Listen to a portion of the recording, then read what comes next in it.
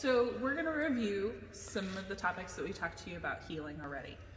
Okay, so Maisie is pretty good at healing, but I'm gonna have to correct her a few times, so just keep an eye on that.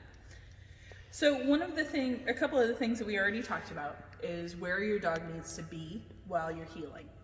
And ideally, your dog is in a straight sit. Maisie's not very straight sit right now, but that's okay. She should be in a straight sit with her shoulder, which on the other side, about 6 to 8 inches from your knee, okay? Now with a smaller dog, that's gonna be a little bit different. Generally, you're gonna want their head, which is about the same place as their shoulder beside your ankle. But with a bigger dog, generally, you're aiming for the knee, okay? And then also, notice my leash, okay? Right now, I've got it in my right hand. Ideally, you're gonna wanna adjust your left hand, okay?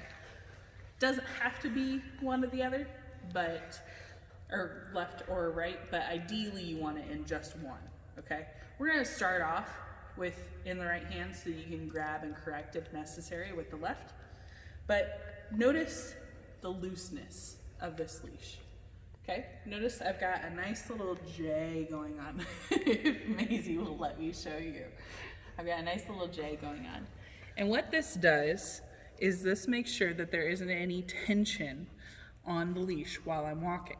Now I understand while we're at dog club, there's a lot of other dogs going on, so there's gonna be a lot of tension generally. But ideally, you want this leash as loose as possible so that when you make a correction, there's a lot of difference in feeling between that.